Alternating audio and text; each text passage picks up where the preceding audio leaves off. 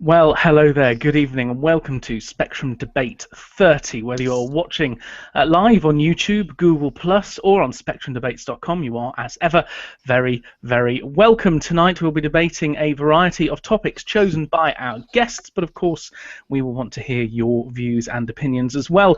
You can share them with us by tweeting with the hashtag SD30, which hopefully you can see on every screen tonight, and I'll do my best to put your questions, topics, and challenges to each of our guests. If you're watching on Google Plus, of course, you can also use the Applause app, which you might know better as The Worm. And on our website, spectrumdebates.com, at around about 9 o'clock tonight, a poll will be launched seeing who your favourite debater was from tonight's show. Last week's winner, with a third of the vote, was... I can't remember. Goldsmith. Nathan Goldsmith. There we are. I did even check. Yes, Nathan Goldsmith, a third of the vote exactly. So well done to you, Nathan. And we will see who wins this week's. But without further ado, let me introduce you to our guests. Going from left to right on my screen, we begin with Adam Higgins, who was on the show recently for the first time. You can get him at APS Higgins. Good evening, Adam. How are you?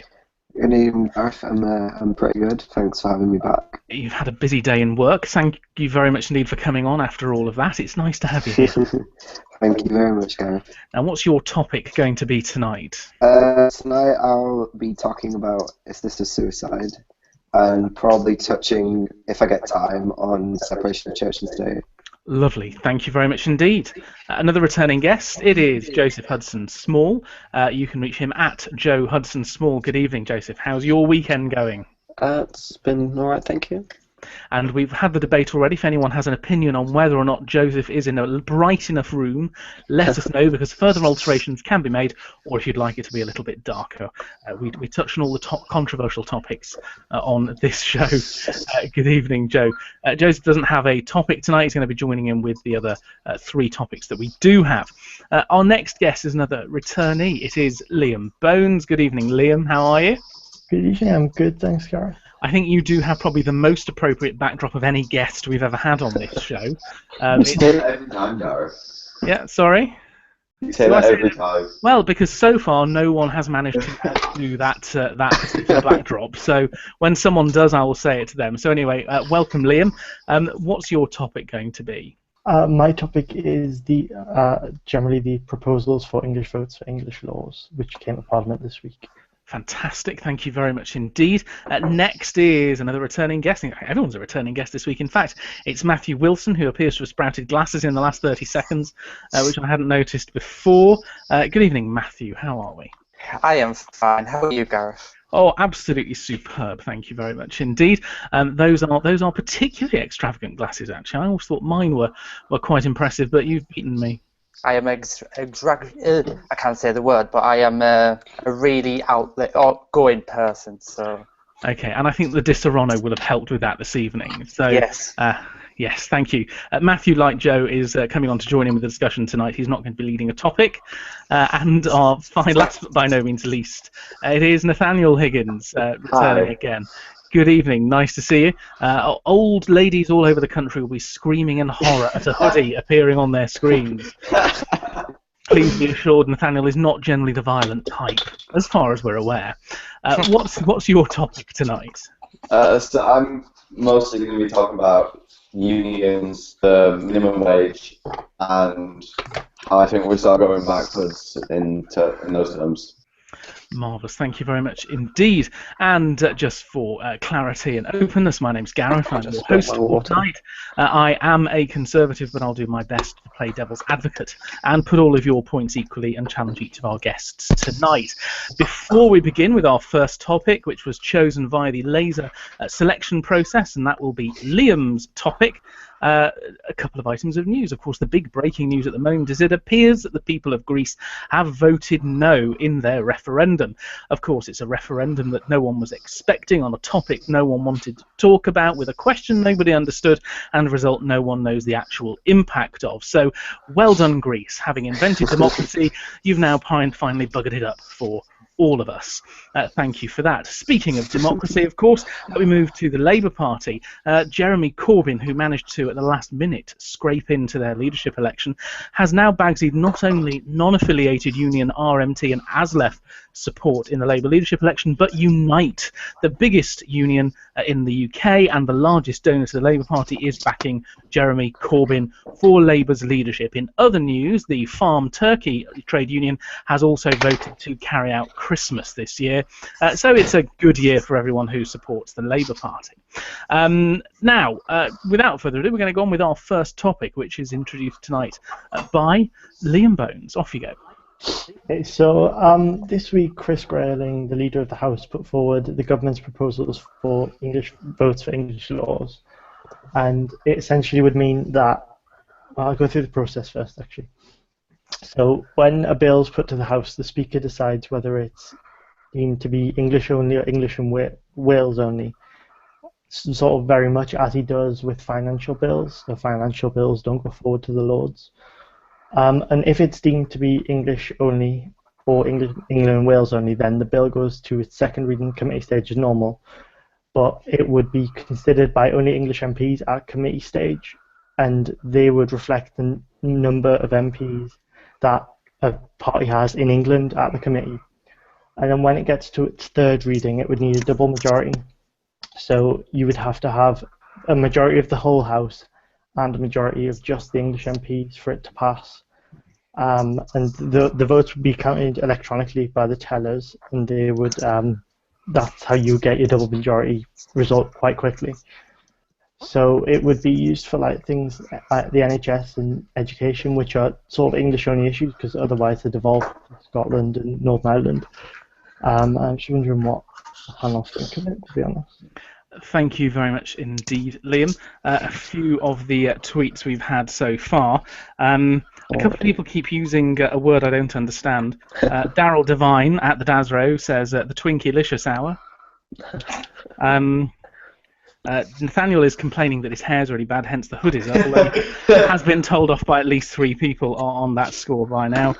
Leon French comments, it's that hoodie which represents broken Britain. Josh at Josh Aaron R, Nate has punched me at least once. On a particular topic, JC Hudson Mousley, hello John, at Les Fox says go Greece, and then he fires some party poppers off, so I think he seems to be quite pleased with that. And in terms of English votes and English laws, the first comment here, John Mousley says, Federal UK now. If I can't have this, then English votes for English laws. He then went on to say, didn't Labour call this racist? And that's rather hilarious. Okay, so English votes for English laws. Is it really a good thing? What are our views, panel? I think that the Speaker isn't enough of a check, really. Because there's a fair amount of grey area. It works with financial bills, though. I'm not an expert, but on there's a bit more clear cut. So there's little that people could complain about after the fact. Yeah, it's not exactly obvious if something's going to just affect England or if it's going to affect England and, say, Scotland. Because it is slightly more complicated than that, isn't it? Because it also it's whether it affects England or whether it affects England and Wales, or whether it affects more than that. So it's quite more obvious, complex. though. Like, you just look at the bill. Does the bill address things that are devolved to these other nations? And if so, it doesn't affect them.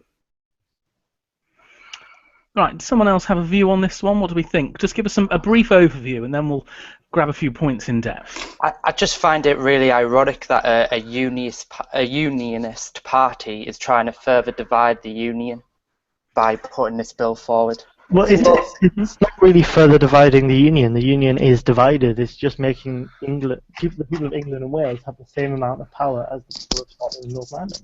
That's not true, though, because... Yeah, it's not exactly what it's doing. It's further dividing the tensions between Scotland and England.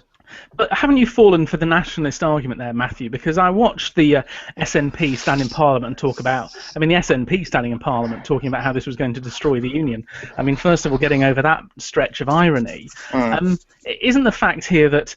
Why is it that MPs elected from England cannot rightly vote on matters that only affect Scotland, and yet MPs elected from Scotland can vote on matters affecting England. Isn't this proposal actually going to eliminate that two-tier thing and say, actually, you are only going to vote on things for which you have an electoral mandate and can be held electorally responsible for?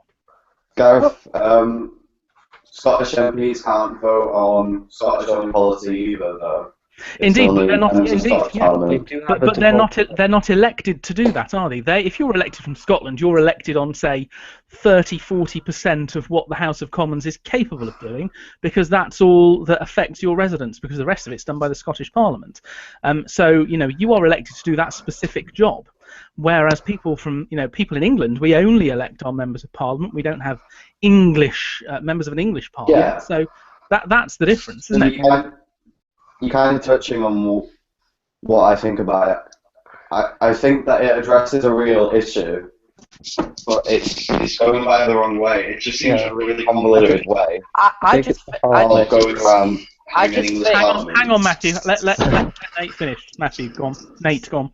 I think the real way to solve this problem would be to have an English Parliament, and there's no reason not having that if we've got a Scottish Parliament, we've got the Welsh Assembly, and everything. You're echoing slightly. Okay, was that Matthew. clear or not? Sorry. Well, I think we got the point. We understood that though. Matthew, your response. I completely agree with Nathaniel. If you want devolution in England, the best way is to have an English Parliament instead of putting it towards the central government. Okay, but as an English Parliament is not about to happen, is this not the most sensible interim measure? I don't think so. I don't think we need an interim measure. Why don't we? Because the issue remains the same, doesn't it? Whereby you have constitutionally a whole group of people who have no electoral mandate and can't be held electorally responsible, who have the right to vote on things that don't affect them or their constituents at all. So why should they remain to be allowed to vote on these things? Well, I think it would be better to set up a federal system where each devolved parliament has equal powers to each other. Yeah, I mean, it may well be, but the point is that isn't about to happen, is it? I mean, we're not about to get an English Parliament, and therefore... We could do. Why isn't it about to No, happen? well, yeah, we could, but the reality is it isn't about to happen, but this is. So the options are we have English votes for English laws or we don't. It isn't... The thing is... Go on. So if we address this by having English votes for English laws, then people will look at the issue and think of it as done, and then the case in English Parliament just gets pushed back even further. When you address an issue or address only half of it, people look at the issue and think it's solved, and it isn't. Okay. Any other comments on that?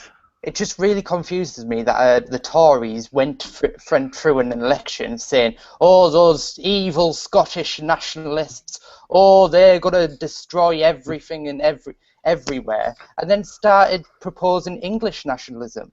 I just don't get it.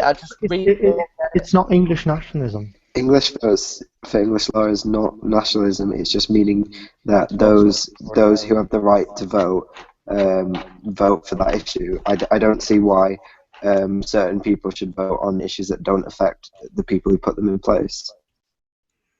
Also, Matthew, it was in the Conservatives' manifesto. In fact, it has been for the last couple of elections. So. Oh, you know that, bloody...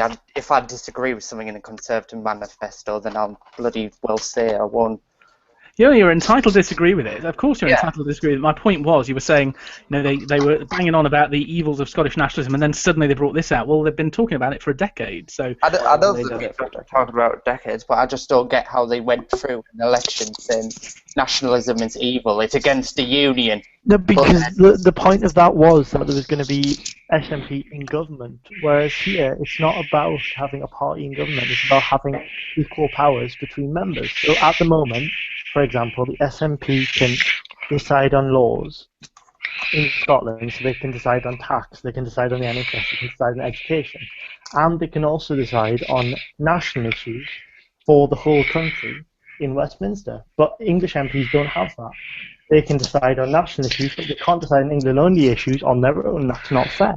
That's what I'm saying. In order to tackle that, we should have an English Parliament instead of putting it towards the central. Why add another layer of bureaucracy?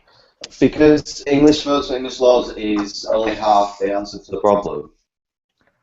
But the point is, right, you have MPs elected. I don't fully agree with. I think this is probably a better system than having Scotland have its own parliament, Northern Ireland have its own assembly.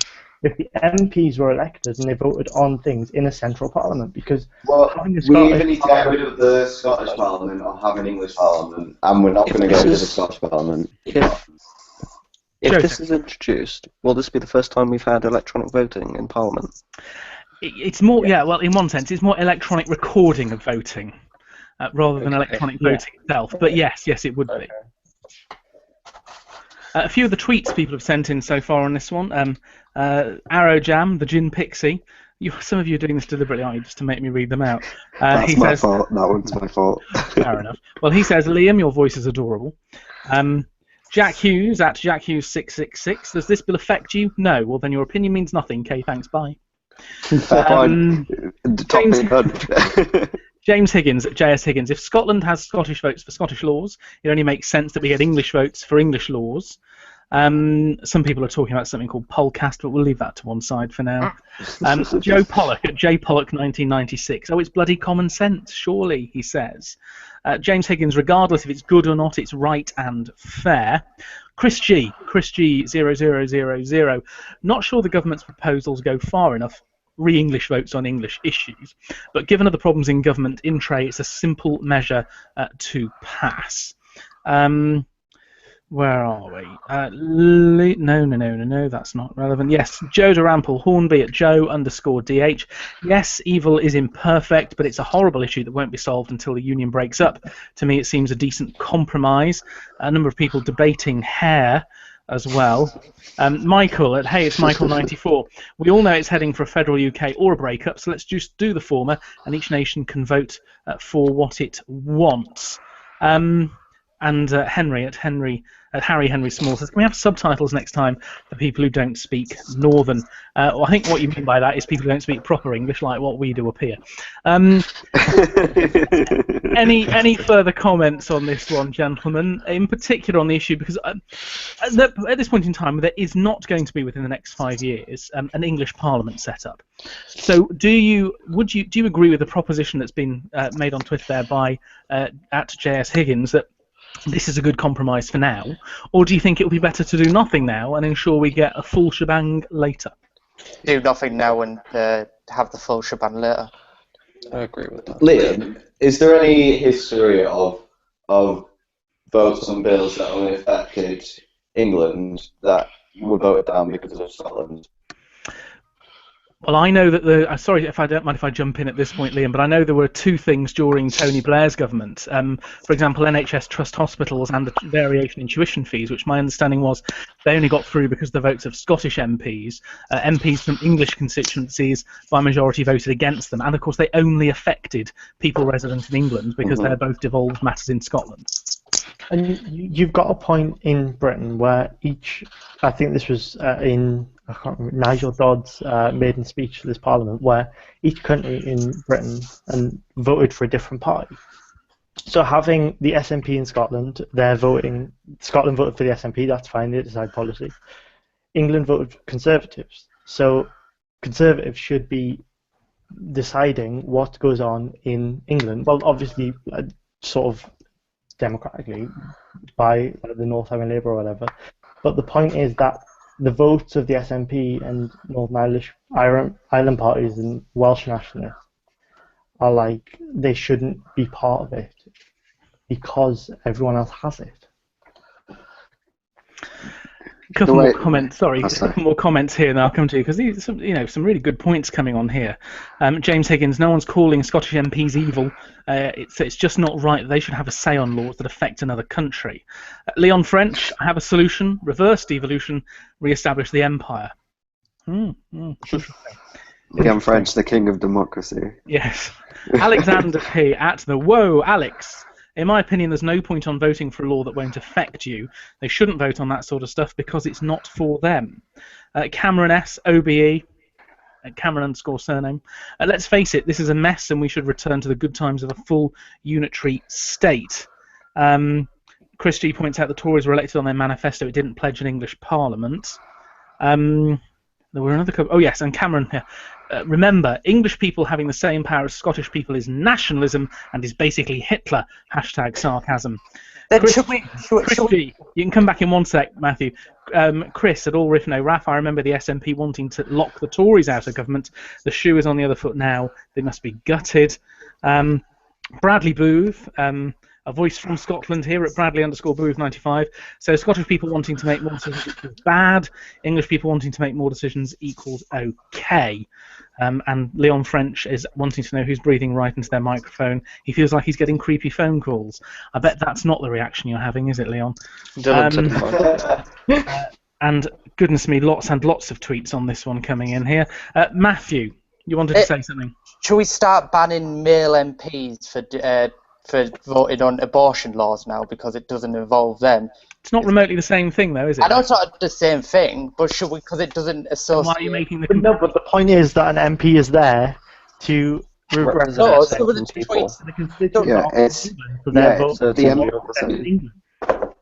No, 'cause some of the tweets said if it doesn't involve you, you shouldn't have no rights. But it doesn't involve people in Scotland, but it does involve people in England. It's not down to So Matthew, your abortion point. It might not affect the MP particular, but it affects all the women in that constituency, and that MP there is there to represent the views of that constituency, including the women. So your point is just simply invalid. Okay. That's quite simple and clear. I like that. Okay. Any final points on this one before we move on? Just a final thing. If you were designing a system for which we would vote on views and issues, would you design one where, depending on which country you are in the union, your view means more than someone else's? You wouldn't. So that simply says that the situation we have now is wrong.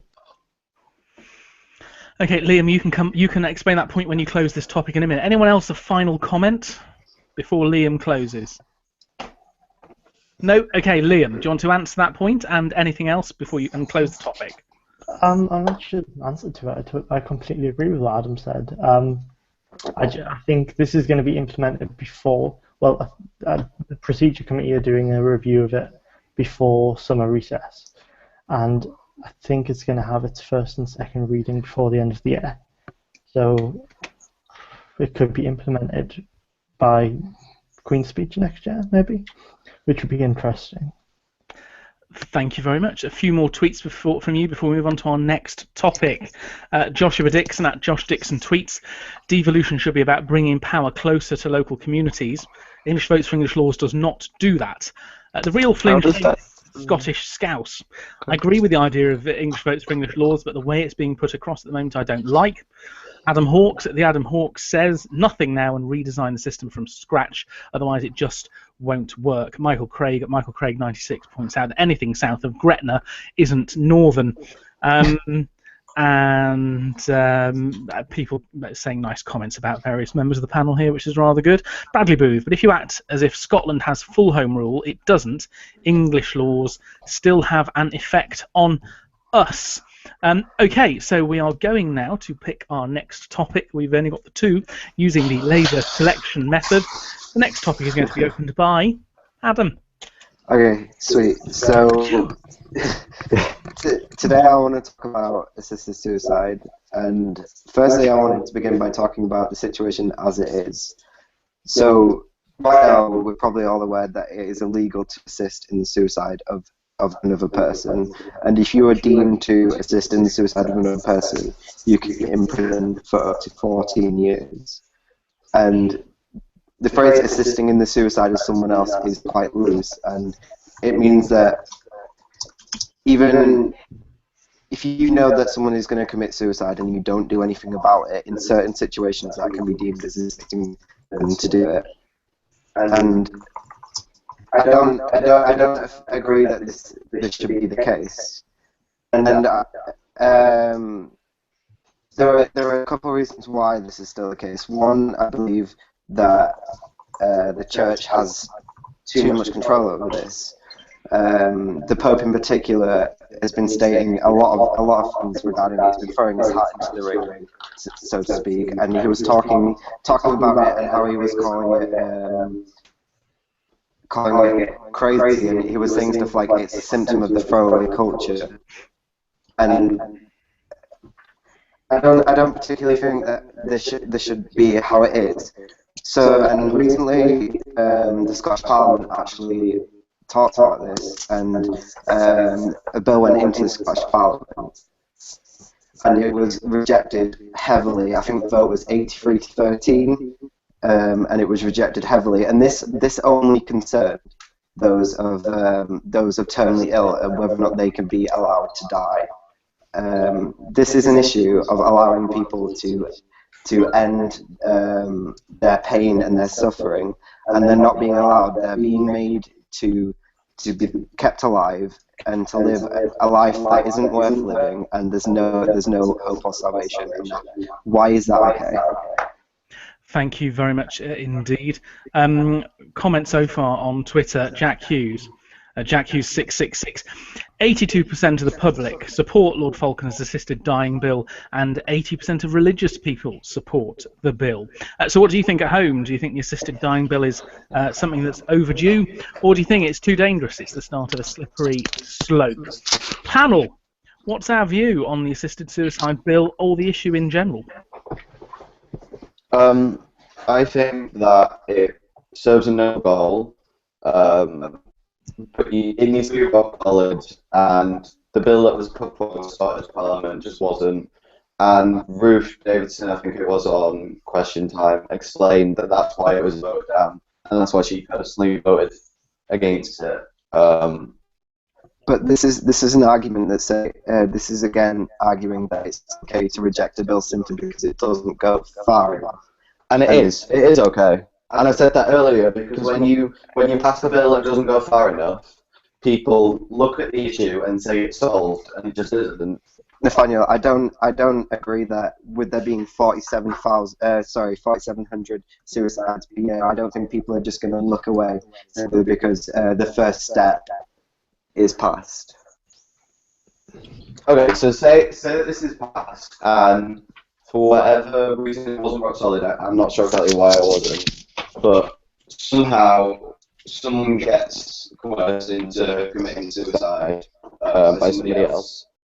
That would be the nail in the coffin for assisted suicide for a very long time. Yeah, but that's not what this bill is doing. The potential bill was saying that you need to get your GP and a second completely separated professional who would have no link to you whatsoever. To also agree, and it also had to be a fortnight cooling period. Yeah, obviously. But I wasn't talking about the specifics of why it was put down. I'm saying that it was rock solid, and so they voted it down. But it needs to be rock solid before we can pass it because of how sensitive the issue is. Okay, I'm going to pause you both there and come in with a couple of the tweets people again. I'm going to ask if Joe Liam or Matthew have anything to say. Jack Davis at JackDavis4317 says, yes, we should have the choice and allow help, but there are still doubts. Harry Samuels at Curious Cabbage, I think, is saying yes. JC Hudson, Mousley at Les Fox, we are not a Catholic country. Pope matters little, mate. Where are we? James Higgins at JS Higgins. I agree with the issue at hand, but how can we ensure the system isn't abused? Dylan Morris, Adam echoing when saying pain and suffering made him sound like a Sith Lord. Very exciting. Leon French, I support assisted suicide and don't agree with the slippery slope argument against it. Sir Pounce at Team Pangloss, it's very, very, very simple. Everyone gets to choose when they die. Chris G, the Pope arguing for life is absolutely consistent.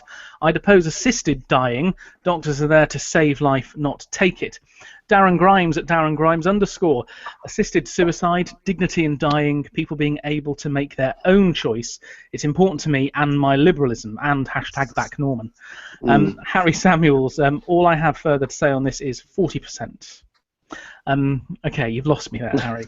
Yeah, I don't quite get what you mean, sir. If one person gets helped against their will because of a change, are you all ready to have that on your mind? Asks John Mousley.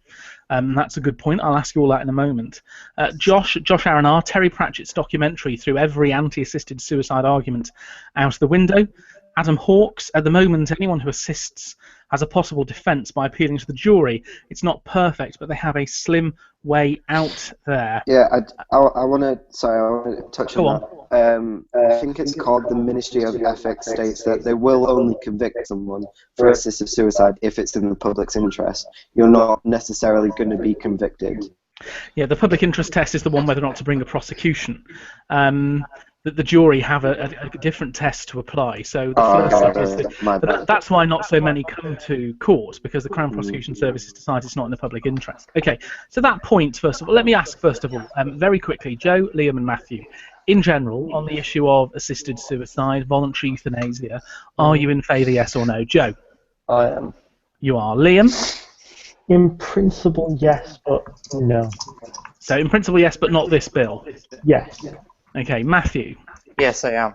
Okay, let me go back in reverse order then. Matthew, the point that Chris G made, if one person is unwittingly and unwillingly helped out of this world because of a change in the law, would you be happy to live with that on your conscience? Yes, if the person wants to die, they want to die. I think the point is, that Chris is making, is that if someone is helped when they don't really want to do it, could you live with that on your conscience? Well, I don't really, because there's got to be manipulation in any system. So I don't really get. So we can. I don't really. If there's going to be manipulation in any system, is that not an argument against it? Because you can't have manipulation when it comes to people's lives. Okay. Hang on. Let Matthew just respond on that one.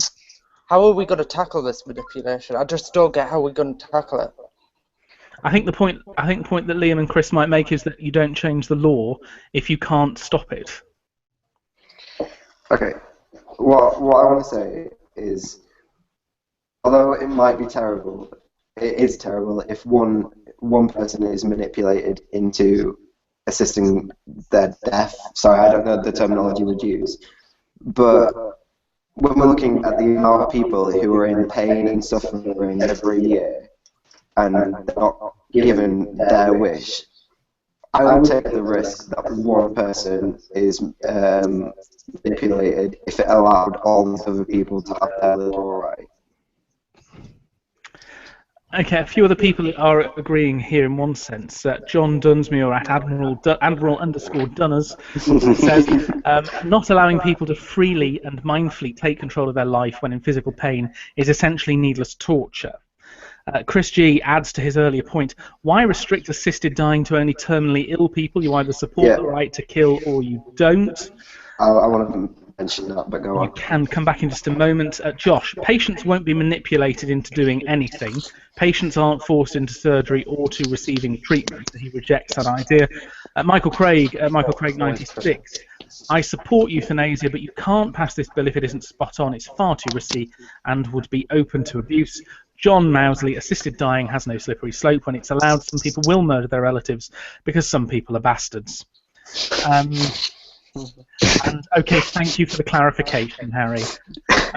Daryl Devine, they're not so mentally weak, nor will there be anybody actually evil enough to force someone into assisted suicide. Okay, so who wants to respond to any of those points?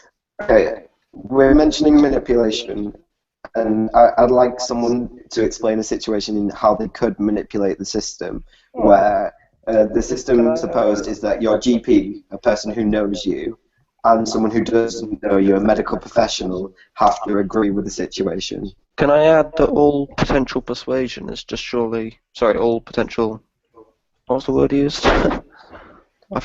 Coercion? Yeah, all potential coercion is potentially just persuasion anyway. So it may not be as easy to cheat the system as people. I just can't see the argument that people are making for manipulation. I don't see how you can manipulate that system. You've just said there that the point is that you have your GP and someone, a medical professional, who sign it off. But that is the same with abortion. But people still get abortions when they're not strictly meant to. The point, if the So system, expand Yeah, upon no, that. abortion is nowhere close to assisted suicide, Liam. Well, they do, but I mean, many people would argue, particularly those who come at this from a religious point of view, that they are morally very similar, because they're to do with someone taking the life of another person. Because assisted suicide, I mean, if you think about it, the words are pretty clear. It is about one person assisting another to die. Abortion, morally speaking, is not that far off that, really, is it? I kind of want to point out that even in the law, assisted suicide is separated from murder by legislation. It's not the same thing. No, I was talking morally. There are people whose view would be that it is improper for any human to take the life of another human or themselves, because that's not for them to do. That's a natural thing, and in many cases they would say But, it's God's sorry, thing. I don't agree that assisted suicide is taking the life of another person. I just think it's giving that person the power to take their own life. Yeah. Well, strictly speaking, depends on the assisted exact suicide methods means allowed. that a doctor has to assist that person to die. But that's just due to the nature that we don't have our own off button. Okay. Any more comments then? but I'm just wondering where it goes if you've got, say, power of attorney for someone, or there's lots of different barriers which people could go through in order to abuse the system, and that I don't see how you can improve a system. Did this when bill that not many- cover them? What was that, Jeff? Did this bill not cover them? No, you still apparently need not. don't you still need two independent, well, your GP and an Well, you need independent two independent parties to agree with it for a period of a thought. There are countries where assisted suicide is legal. Couldn't we just copy their system? Well, funny you should say that. Someone's just tweeted us. It's the real Flynn Shady at Scottish Scouse. It says the Dutch-Belgian law makes sense to me. Unbearable pain, incurable, close to death, 100% conscious of their decision and the consequences, and that would allow it. Other people are bringing the points here. Gareth Stewart, og at Gareth Stewart _ surely it's worse to punish someone who's been manipulated than to help them. Chris at All Riff No Raff, I don't believe there will be a massive rise in deaths if it was legal. People just like to know it's an option. Stradiuvius, thanks for this, Matt. Floaty Judgment Box. Surely there is some way of safeguarding against manipulation if several countries have already legalised it. Yeah, exactly. Yeah. Yeah, a couple more points here. Adam Hawks, at the Adam Hawks. I don't know if Adam has Twitter, but public interest is one escape, jury support is another. There are two possible ways out under the current system, and you can find Adam, those of you, at APS Higgins. The Gin Pixie at Arrow Jam. I'd rather die with dignity than die of Alzheimer's or dementia. Watching a close relative die in that way was very painful. Okay, any other comments? Can I make a point? Nathaniel. Go ahead. So imagine it's legal and we have quote-unquote death centres across the country. The people that work here say that they're employed to work there, and say there's a job opening, and there's somebody on job seekers allowance that's told they have to take this job opening, or they'll lose their job seekers. Wouldn't you need to be a medical professional? Interestingly, there is an interesting point here, actually. I'll come back because Nate, sorry, that's a good point. They had a case in Germany recently who had that similar rule, that if you're claiming unemployment benefit and you are a job is available, you must take it. And of course, in some parts of Germany, prostitution is legal. And there was a case where a lady took the German government to court because she had been offered an opening of a prostitute. Yeah. And of course, she didn't want to accept that job. Okay. And therefore, they got benefits. So, taking that scenario, that's the point you're trying to make, isn't it? Yeah. Can I make a point?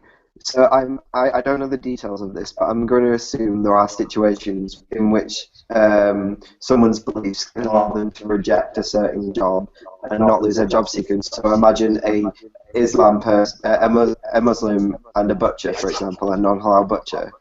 I imagine they would not be have their job seekers taken away for rejecting that job. So could that's what I'm saying. There needs to be provisions for that. Yeah, so so that's just a separate point. So there would need to be alterations to things such as job seekers, but that's not an argument against assisted suicide as a thing. And Joe, The I'm not talking about the medical professionals working at these places. Think about like receptionists or cleaners and stuff like that. Yeah, what he said. Are there similar rules already for abortion clinics? I have no idea. I imagine there are. What was that, sorry? I asked if there were similar rules already for abortion clinics. Okay, a few of the points people have made online here. James Higgins, a medical professional shouldn't have a say. Their job is to keep people alive, and they'll always have that opinion. Connor at Connor_Chaplin, the answer to your question is no. Chris G, @ChrisG_0, expectations in society would change if assisted dying became widespread. God help the old. It's your duty to die and save the NHS millions. Oh, for God's sake. And Adam Hawes, any system can be manipulated. That's why it's regulated and punishments imposed if it's done wrong, surely. Charlie Chalkley, assisted suicide is a misleading term. It should be considered in terms of cognizant people choosing their own fate.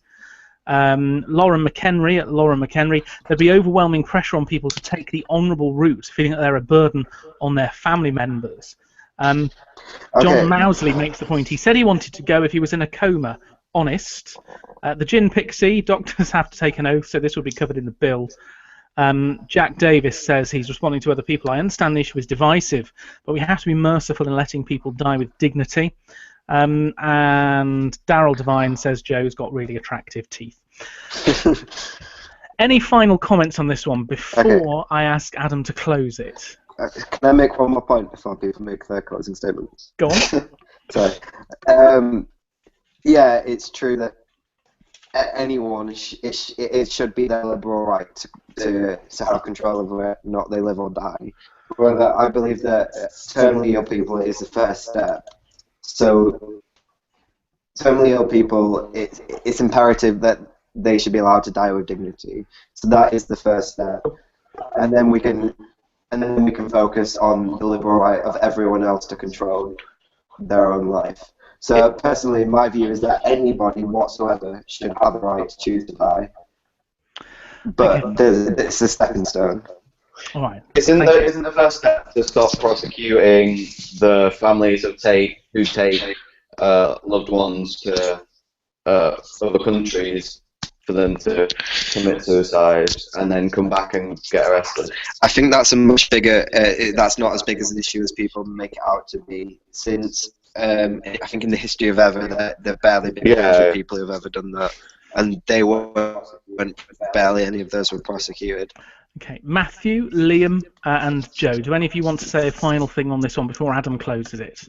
I'm just wondering because you keep referring to it as a first step. I'm just wondering what the first step is towards, because you're getting to a point where you're going to have, if I'm understanding you correctly, you're going to have non-voluntary euthanasia. You're going to have people. Non-voluntary euthanasia. I think the other word for that is murder. Non-voluntary euthanasia is the painless killing of someone who you have strong suggestion to believe they want to die, but you can't actually know that from them. So, for example, people who have locked-in syndrome. That's the complete slippery slope. All right, then we're going to go Joe, and then Matthew, and then Adam's going to close. Joseph. I was just saying that's a complete slippery slope, and there's no reason to believe that would follow from this. So what, you didn't answer what the first step is towards? Well, that's... Sorry, go on.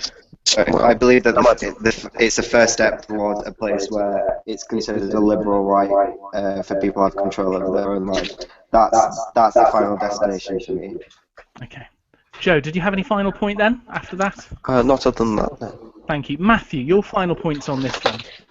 I just agree with assisted suicide and think we should get on to the next topic, please. Okay, Adam, do you have any closing comments to make? Yeah. My closing comments are, I want to live in a society where my life is mine. It's not for anyone else to have the choice that I should continue to live this life. If I don't want to live this life, I don't believe I should have to. And any step towards that place, I believe is good. Thank you very much indeed. A couple of final tweets here. Floaty Judgment Box at Straduvius says, patients being belittled into agreeing to die is not that different to people being bullied into suicide. We can legislate around it. Joe Pattinson, there will also be need for buffer zones required, as with abortion clinics, to allow there to be dignity. And Joshua Dixon says, this has made me feel old. I'm only 23, and then he swears. Naturally, I never do that on this show. Chris at All Riff No Rap, a doctor's role is to maintain the quality of life, not to prevent death. If the quality of life is not there, why force it on people? Thank you all very much for your tweets. We're going to go on to the next and final topic tonight, which, due to the selection of the laser selection process, comes back to Nathaniel. Off you go. Is that a Z at the end of it? No, it's a very lazy L written. That's not an L, that's a Z. That's a Z. No, you see what you've got there is the top of the E that just led on to an L. Okay. I think that's an L. I think that's an L, Gareth. Thanks. The next topic could be my handwriting, but this hopefully will be more interesting. Go. Okay, so I kind of want to take people back to the kind of late 19th century, early 20th century.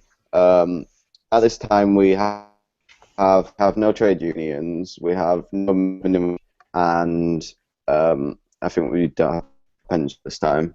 At this time, people were queuing jobs down the street, getting in and being told, you take this wage, or if you don't, there's 100 in the queue behind you, if they're lucky to get the job. I feel like if we're not careful with where we're going at the moment, we're going to end back in that situation. And that's kind of the situation that minimum wage was introduced to get rid of. Like we don't want to be in that situation where people are forced to take this job because at this wage, because if they don't, then someone else will take it. Like they have no way to go on this wage or to get their own fair wage. And at this point, the minimum wage that we have at this moment is basically laughable living wage. It's not anything that anybody could realistically live on, in my opinion. And because of that, you end up in a situation where we have tax credits, where the government is subsidising businesses not paying fair wages. And then at the same time, we have trade unions, which are there to stop a similar situation of companies abusing workers. And lots of people want to get rid of those because they think that it holds the government and businesses to ransom. And I think you only need to look at history to show what will happen if we do get rid of them. Okay, can I just start by asking you, what do you think is the real risk that is being presented at the moment that would take us back to the situation you've just described? Okay, so taking it, that was a bit of an exaggeration, but say that we get rid of people's ability to strike for unions and just we get rid of that as something that's okay. Then say that teachers get denied pay rise after pay rise after pay rise for the next 10 years. That is something that I would say is abusing of workers, and that is something that unions and strikes are there to avoid, basically. And if we didn't have that, what's to stop workers, businesses from doing that, or the government itself from doing that even? Okay, thank you very much indeed. So, what's your view on this matter at home? Let us know your view in terms of minimum wage, the role of trade unions, whether workers' rights are being rolled back, whether that's a good or a bad thing, whether or not you think it's happening. In the first place, we've got John Mousley here saying scaremongering engaged. Minimum wage is great, but it shouldn't be a maximum wage. He then goes on to say our minimum wage is 6 times higher than the Romanian one and 7 times higher than the Bulgarian one, so lol at it being low. Chris G, the unemployment rate in 1890 was 1.4%. Employees have real rights when there's full employment. William Coles at Wilbo 1995, there were trade unions in the late 19th and early 20th centuries. John Mauser, unions are great, they'll never be banned. Gareth Stewart Og, the only use of trade unions now is to pick a new Labour leader. Controversial. Joe Durampel Hornby, completely agree with you, Nathaniel. Taxpayers are subsidising the poverty wages given by big corporations. We need a living wage. And Adam Hawkes, no matter the minimum wage, a company can always pay more, attracting more applicants, allowing them to choose who they want. John Mousey says, teachers are poor now, try being a freaking postman. Can I just address Adam's point? Do. Without a minimum wage, it's a race to the bottom with a wage, and there's no incentive for a company to pay a higher wage if nobody else is. If everybody's paying a tiny wage or whatever. Well, bear in mind the minimum wage has only been around for about 14 years or so, and yeah, but there were lots of people who had lots of jobs with good money before that. Yeah, no, but there were systems before that. So the Trade Board Act in 1909, which was similar to the minimum wage, wasn't a national minimum wage. Okay, right. Who'd like to come in on this one then? I will. Matthew, please. Matthew. No, Joseph. Sorry. Joseph. Well, I do support the living wage and all of that, but I think the problem with trade unions is that they complain about issues which, when the media publicises, people don't always agree with, and so they get a reputation for complaining about small issues, really, and don't feel like they have much of a real value anymore. And so one solution to that might be if they had less power or a limit to how often they can exercise their power. For example, organising a limited number of strikes per year or something along those lines might. But the limited number of strikes per year, that would prioritise certain strikes over others, which might in itself sound good, but then when you look at strikes distributed across different industries, you prioritise in certain industries over others, which isn't necessarily fair. Well, yeah, it's just an example, but I think. We lost Joe. I'm not sure. I think so. Liam, can you step in here? What's your view on what you've heard so far? Well, I'm just wondering if you could answer me this. The unions, essentially, we're changing the law in this parliament to make it harder to vote for strike. Because at the moment, unions have very low turnout on strike ballots, and not a lot of their membership are actually eligible to vote on them. So we're going to raise it to 40%. A minimum of 40% of people need to be eligible to vote, and turnout must reach 50%, which I agree with entirely. But I'm just wondering, do you think it's fair to close down public services like, say, the Tube, or you had midwives on strike last month or the month before? Is it fair to do that if turnout's less than 50%? I mean, we haven't had a general election at less than 50% since sort of early 1900s. Well, that's a good point, Nathaniel. What do you reckon? That if you're going to have a strike that's going to affect, potentially millions of people, surely you should have at least a minimum of your members voting. I'm not sure. There's some implications in there that I can't think of right now. But it sounds like it would address people's issues on both sides. So you can still strike, and we're not having unnecessary strikes at the same time. Okay. I would agree with Liam in saying that. I totally agree that you need at least a 50% turnout to strike against vital public services like the Tube, for example. Okay, a few of the comments we've had so far, and then I'm going to come to Matthew. We've had Adam Hawkes. My problem with unions is they can stop business destroying the economy. Their intentions are good, but they are evil beings. Leon French, how did anyone ever live before 1997, he asks. A confused ninja, Ian, scrap the minimum wage, tax from the first pound earned, but to provide a basic income. Creates a proper job market as the lowest paid have a proper safety net. That'll please David Jeffrey if he were watching, but he's not. He's in Spain, possibly drinking. John Dunsmuir, is it so radical to say someone working full-time should be paid a wage they can live on?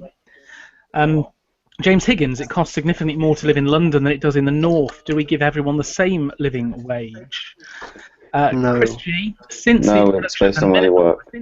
Since the introduction of the minimum wage, we've had the longest period of decline in real wages for 50 years. So let's not overstate the importance of the minimum wage. Question for you all coming in now in a moment from Joe. Dylan H. Morris, limiting union activity in any way is worrying. Joe is right on a practical level, but the current laws are definitely too strict already. Joe Rample Hornby, that was Dylan Morris. Joe de Rample Hornby, I'm a massive supporter of trade unions, but do Nate and the rest of the panel support the French strikes at Calais to do with lorries and the migrant crisis and so on? So I'm going to come back to you on that one in a moment. Matthew, you've got anything to say on this? I just think that you should increase. You could have a wage on productivity instead of putting a living wage across the board. So if you're good for productivity for the business, you should get a wage increase. If you're not, then you should get waged accordingly. That's what happens anyway with rises and such. But how would you? I mean, we do have a problem, don't we, with productivity in the UK? We're one of the least productive countries in the G8 and in the advanced group of nations. I saw a graph of ranking productivity versus wages, and we're still a lot more productive than we were a few years ago. But we're still not productive enough. That's one of our. It's on the up. It's on the up. And is that anything to do with wages? Because you could argue that wages are going down. It's gone up during the time when average wages have fallen. So actually, does that not indicate that raising wages does not in itself affect productivity at all? I would hazard a guess that the reason the productivity has gone up is that people are scared of losing their job.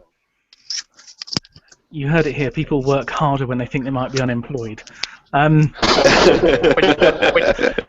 Which will happen if you get a ludicrous living wage. Yeah, now I don't know if anyone can answer this living wage thing for me, and I agree with Matthew's point here. Some people have made this online. Can someone tell me, does the living wage mean that if you earn the living wage, you don't need state benefits anymore? Yes. Does it? Almost all people, yes. Well, yeah, for the average person. It's living wage is very different depending on your living situation. But that's the point, isn't it? I mean, to call it a living wage suggests that, and the phrases that we hear about this topic are that this is evil corporations denying people a living wage. A living wage is something you can live on. And that we are subsidising people through the tax system because of these evil corporations only paying the minimum wage. Well, if that were the case, would it not be an awful lot cheaper for the government to bring the living wage in and then just scrap all working age benefits? Yeah, I agree. Yes, that is the aim. Yeah, just make it so companies have to pay the right amount, and then you don't have to pay in work benefits. So we're saying that the living wage, which is what's the current living wage outside London? £8 something an hour. If you earn that, you no longer need state. £7.85 per hour. £9.15 an hour. Let's make it £8 an hour. Someone at home, can you tell us if everyone was earning at least £8 an hour, outside London, would that mean we would no longer need state benefits for people in work? Is that true or not? Well, any other comments, someone? Matthew. That would really hurt local businesses. My parents own a pub, and I don't think they can pay £8 an hour to people. Okay, so the system that I would like to propose is that if you're a small business and you can't afford to pay this living wage, then you can then apply to the government for a subsidy, rather than the employee applying to the government for a subsidy because their job isn't paying enough. But that's just another layer on top of the. Yeah, it's a significantly smaller layer than the current benefit system. Yeah, I would like a system where we have a living wage and small businesses that can't afford to pay the living wage are subsidized rather than big businesses paying the minimum wage and subsidized by in-work benefits. So big businesses such as Primark paying the minimum wage. Well, what's the point? You just said you want to take out in-work benefits. So what's the point? Yeah, so it's not an in-work benefit because the money doesn't go directly to the employee. It goes to the business, so that the business is able to pay. And it's not to anybody not earning enough. It's only businesses who apply to the government, and then their application is successful. So it's on a case-by-case basis. So you don't have like Primark or McDonald's or these big companies. If they applied to the government for this subsidy, they'd be laughed out of the building. Can I just ask, if we're going to implement the living wage, I've said this a few times on Twitter and people have disagreed furiously with me, but I still don't see it. If we increased it to a living wage, then companies would move abroad. No, they wouldn't. It's never. No, they wouldn't. Liam, they wouldn't. No, they wouldn't. Let him make the point. Right, you have a massive company here. Say they employ 1,000 people. If they then have to pay them an extra £2 an hour to work, then what's stopping them saying, well, I can do this much cheaper and not have a decrease on the profits that I'm making if I move this to a different... Show me an example of it happening in the past. As you said earlier, Britain isn't a productive country in comparison to some of the bigger countries. So why wouldn't a company think, oh well, I can move there, I'd be more productive, I'd make more profit because I'd be producing more, and then I wouldn't have to pay all of this time. Show me an example of that happening in the past. Yeah, this has never happened before. There isn't an example. There is an example because we haven't got the living wage. Exactly. No, but like when we added the minimum wage, people were like, oh, companies will leave. They didn't. But when we introduced the same minimum wage, most people were already abroad as well. Hang on, one moment. One moment, Liam. When we introduced the minimum wage, most people were already being paid around that amount. It didn't massively impact it. It just meant that wages would rise with inflation. It just had a safeguard for that. The point is that the living wage is such a big jump that companies would of course move abroad.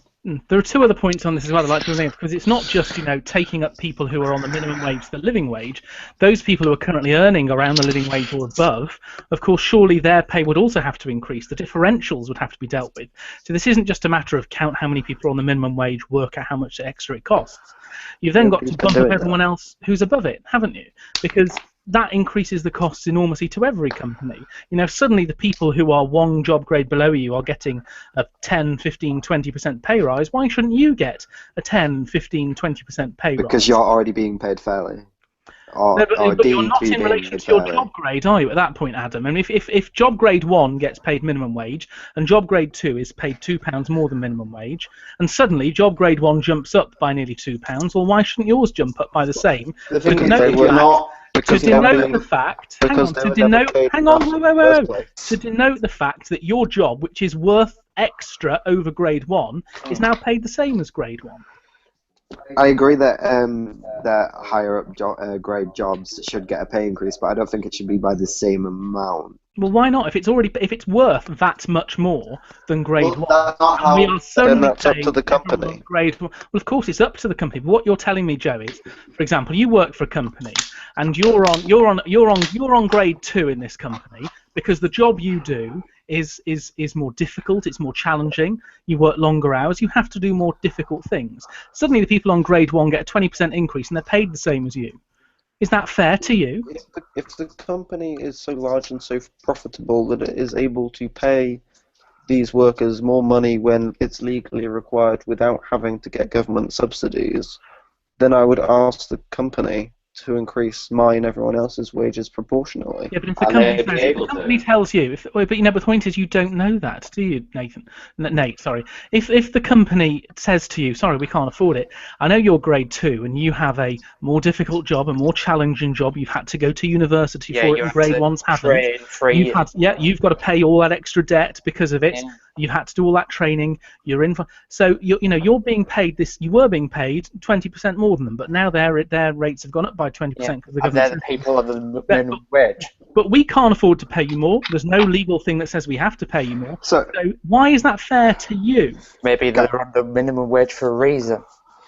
Gareth, can I ask you to clarify your argument? Are you saying that we should be paying people unfair amounts Yeah, simply, make people feel better. simply to make people feel better? No, the point I'm making is quite simple. In almost any company that employs more than 2 or 3 people, you have a pay structure. Bear in mind, this also counts within the public sector, within the several million people. Yeah, I understand what pay structure And so you have some people who are on minimum wage or low income jobs. And if the government then says, suddenly all of these people, and I'm not saying that the argument on that is wrong. All I'm pointing out to you is a big problem with cost. If you suddenly say let's say a council that employs 5,000 people, and it's got 500 people who are on, let's call it this mythical grade 1, and we're suddenly saying everyone on grade 1 has to get a 20% pay rise, and suddenly they're paid more than people on grade 2, even though their jobs are not as demanding and they're lower ranked. So what should the council do to everyone on grade 2 and 3? Yeah. They'll be paid equally or less to the people. Yeah, so what you're saying is people who are better qualified should get lower pay.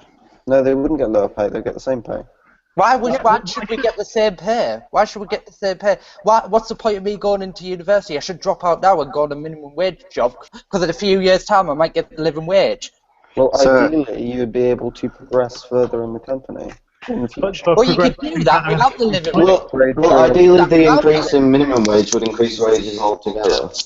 No, but the point is, it's the cost. That's the issue I'm trying to make to you. Okay, so It's not. This is the issue. Argument for turning the minimum wage into a living wage, making it, this 10, 15, 20% higher, is not that all of these people suddenly get more money. Of course they do, but all those people who were on that level because they earned more, because they were in jobs that are more demanding, that deserve to be paid more, are now earning the same. So you've got to take all of those into consideration, and then the people that they meet, and so on. So yeah, maybe it would be an expensive thing to do, but it's still the right thing to do. No, I don't want a person who's on minimum wage, unqualified, who has probably 3 GCSE. Right, okay. Can I ask be honest, you a question? Can I ask you a question? I've gone to university. What the hell's going on? Matthew, can I ask you a question? Should somebody who is working 37.5 hours a week, or 30, or whatever it is, on the minimum wage, be able to support themselves? They should be able to. Or should other people pay to support them with their taxes? Because that's the question here. Yeah, they're already being paid. That's the overall question. But the question that's being posed now is about what do you do to everybody else. But Matthew's objection was that he doesn't want the people on the minimum wage being paid more. No. His objection. My objection. I don't want it to get paid more. My objection is, I'm going to university. I'm going to get in 40 grand or 40 grand worth of debt. I am not getting paid the same Matthew, you would get paid more as a result of this. Yeah. You'd get paid more as a result of this. How would you if there wasn't going to be? How would you? Because this is something that companies would sort out themselves, because if they didn't do it, then employees would get quite angry regularly. That is the question, Nathaniel. That is the question. Because if you're saying that there has to be this large jump from people who earn the minimum wage to suddenly have essentially their minimum wage raised by 20%, there will be many companies and organisations, a lot of which are funded by taxpayers because they're in the public sector, who suddenly, they were earning more, and this lot have now joined them, but their jobs are more valuable. So you have to pay them more, but then they jump up to this next level. And so on. So all you do is you hike up everybody's pay, you cause inflation, but not by the same amount. And that devalues the whole concept of increasing people's pay, doesn't it? Because it makes the whole thing pointless. No, not by the same amount. That's the point. But why shouldn't it? If your job is worth 20% more than but that's not how wages. They don't say, my job is worth X amount because I get paid X more than the minimum wage. You say, I am worth that amount, I paid this much, or whatever. You don't measure your job based on how much more you get paid in minimum wage.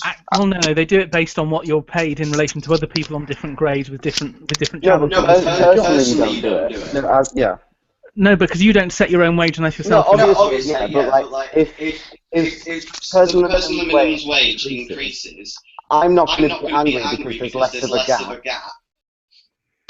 Shouldn't you? If suddenly someone whose job is not as demanding as yours ends up on the same pay as you, No, it's not everyone. shouldn't you then be saying, sorry, my job demands more of me, I'm expected to do more, it's more challenging, I have to be more productive, therefore I should be paid more than these people. I agree. I work jolly hard. Like, I can see the point you're making, but I can't see this massive outrage of people getting angry because people are suddenly being exploited anymore. Okay, I think you've missed the point, but okay, we've explored it quite well. Right, anyone else want to add to that or something else? Liam, I think. Yeah, I was going to go back to read Twitter a little bit and saw some people disagreeing with my earlier point and saying that people wouldn't. Surprising. That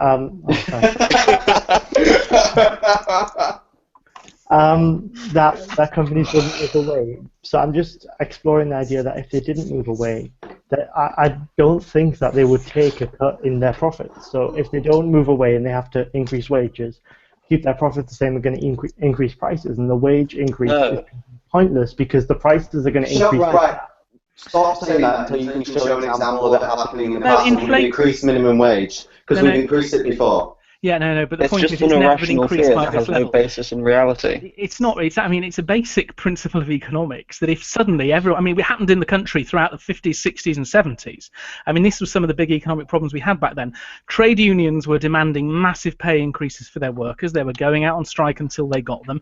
In the end, the companies had to agree to give them a 15 or 20% pay rise. Of course, that had to be passed on to the consumer either through higher taxes or through increased cost on products, which those people were buying. That stoked inflation. It got rid of the whole thing, to the whole point of having pay rises. That's why you ended up with Labour governments with pay policies, pay and prices policies, because they were trying to control these things because it was out of kilter. If you suddenly start whacking people's wages up this way, it is stoking inflation. And I can show you what happens. Just look back at the UK in the 60s and 70s. It's what happened here. And the reason why the minimum wage hasn't been directly inflationary is, one, because it was happening and introduced at a time of great growth, and two, it was put at such a moderate level with such moderate increases that it wasn't going to be inflationary. But this jump, if it happened quickly, would be a massive increase, and that's the point that Liam's making. There's plenty of historical evidence. Just look at what's happening in Venezuela right now with command and control over the economy and how much people should be paid, and the level of inflation that's going on there is shocking. So yeah, it has happened because we've never done these things here, not since the 70s, and when it was happening, that's what happened. Inflation ate away at every pay increase that happened. Okay, so the minimum wage for adult workers outside London or wherever is £6.50 an hour at the moment. The living wage for everyone outside of London is £7.85 at the moment. That's just over a £1 increase, and that's in the period 2013-2014. The minimum wage increased by about 30p. I can't tell looking exactly this graph. I don't think that increase 30p versus a pound would be a huge deal. It would be a recognisable deal. I just don't think it would be to the point that that's Gareth my is trying point. to make.